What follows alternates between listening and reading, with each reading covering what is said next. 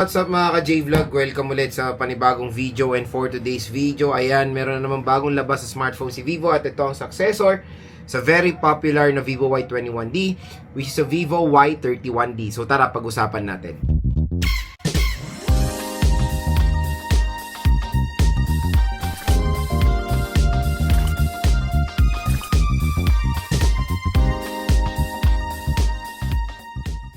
Ayan, for today's video, another first impressions review na naman tayo sa mga bagong labas sa smartphone, and this time ang itatakil natin is yung bagong labas na Vivo Y31D. I don't know kung successor siya sa Vivo Y21D or si Vivo maglalabas ng per series to, parang Samsung kasi 20 series, 30 series, malay natin. Kasi syempre sa Samsung ganun A20, A30, di ba?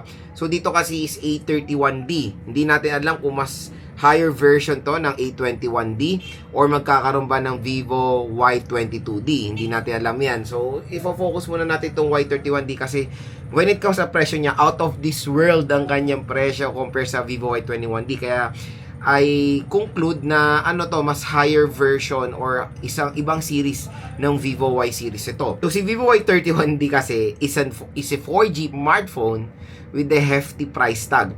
Ang presyo kasi nito mga idol, when it comes sa 6GB 128, I think this is the SRP, 16,000 pesos.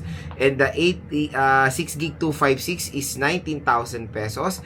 And 8GB 256 is 21,000 pesos. For a 4G device, sobrang nakaka-disappoint ang SRP. Real talk yan. Pero again, ito magandang balita. Kung gusto nyo ito makuha ng mura, dito lang kayo bibili sa ating product link. So, tap mo yung video, view products, itong section na to. Mura nyo lang makukuha itong Vivo Y31D.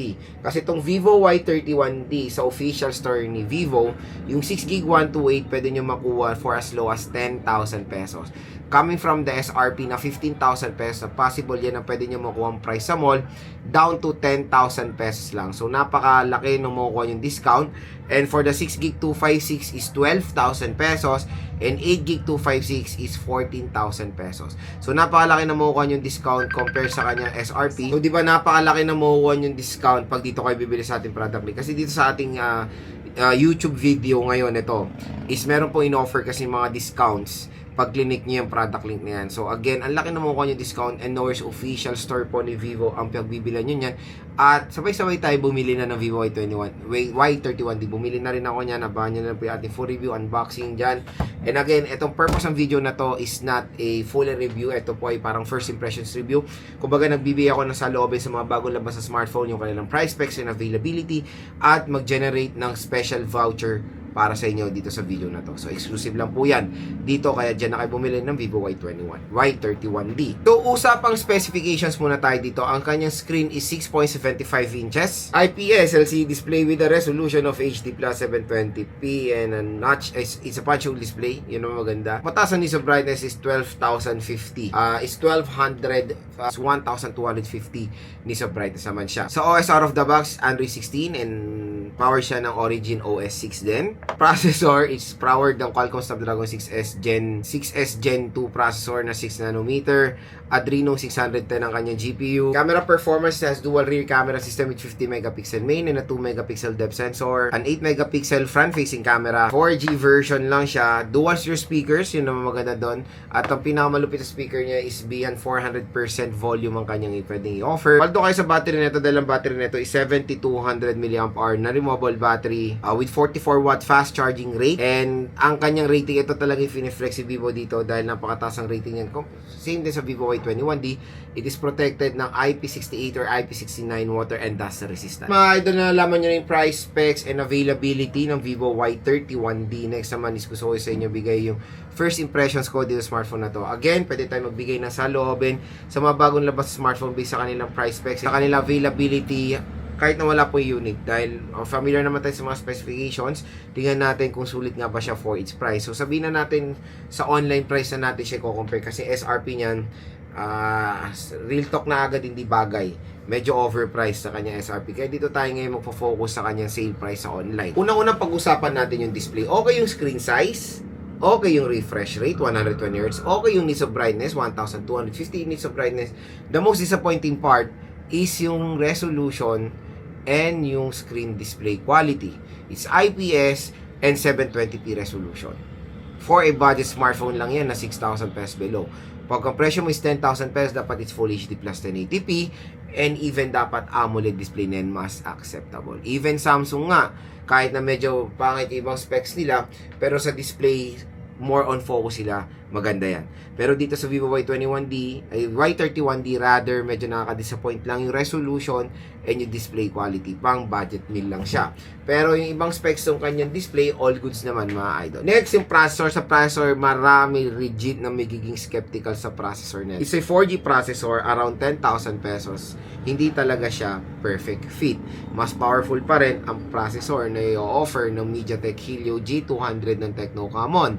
And yun, I will not recommend this for solid gamers. Even yung mga gamers na AAA games na nilalaro, playable siya pero sobrang marami kayong frame drops na may experience. Pwede itong processor na to for Mobile Legends, COD, yung mga ganyan lang.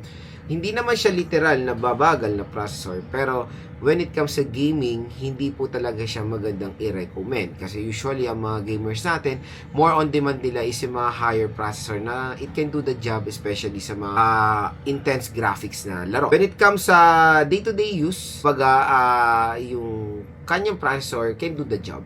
So again, hindi naman po lahat ng consumers natin ay gamers. Iba basta hindi siya mabagal, literal, when it comes to scrolling ng social media, opening of apps. Ayan, valid din naman ang Vivo Y31D. Pero again, sinasabi ko po sa inyo, when it comes sa kanyang processor, it's not perfect fit for its price. Malayo sa kanyang presyo dapat. Ayun, ang maganda naman dito, it's Android 16 with Origin OS 6. So, kung gusto nyo may experience sa Origin OS, ito, Vivo Y31D na ang inyong bilhin.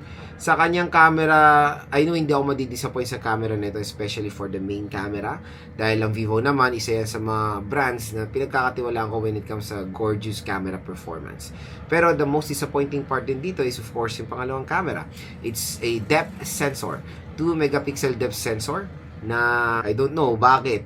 'Di ba? It's 10,000 pesos. Depth sensor pa rin ang ilalagay mo.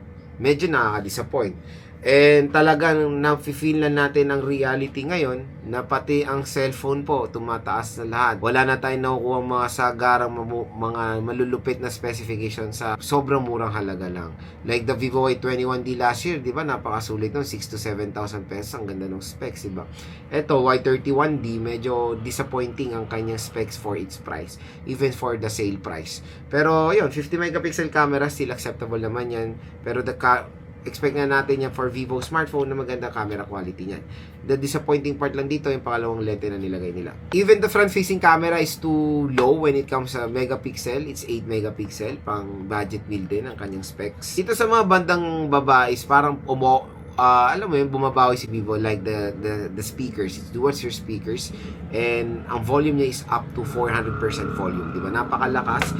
Kaya pa maglalaro kayo dito or manonood, talaga may enjoy yan ng tenga nyo.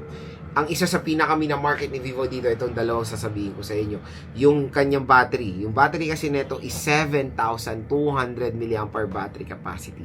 So, yan ang isa sa hahanapin ng mga consumers sa Vivo Y31D is yung kanyang battery performance. Biruin mo, 7,000. Ka-level niya na usually ang mga ibang tablet or mga budget tablet na battery, di ba? Tapos sa ganyang kalit lang na smartphone. So, yun. Kung naghanap kayo ng isang makunat na cellphone when it comes sa battery, hindi sa pera. The battery, ayan, Vivo Y31D, perfect na perfect for navigators or sa mga nag-work, online sellers natin, na more on araw-araw yan na talagang ginagamit nila na smartphone. Ang smartphone, di ba? Kaya kailangan nila ng mas maraming battery juice. Ito na ma-offer ang Vivo Y31D. When it comes to charging rate, is very, very reasonable. 44 watts fast charging rate. So, 1 hour 30 minutes full charge na agad yung 7,000 mAh battery capacity na yan. At ang pinaka-last thing sa Vivo Y21D, ang pinaka-main phone na focus or main na market ni Vivo dito is the water protection. Like the Vivo Y21D, you can submerge it literal sa tubig. So, meron kasi yung IP68 or IP69 water resistant. Same din dito sa Vivo Y31D. Ito po yung mga smartphones na pwede natin legit na malublob sa tubig na hindi siya masisira. Within 30 minutes, you can take underwater shots using the Vivo Y31D dahil sa kanyang protection. So, kumbaga, when it comes sa protection niya, ka-protection niya yung mga flagship smartphones na nakikita natin like iPhones and Samsung.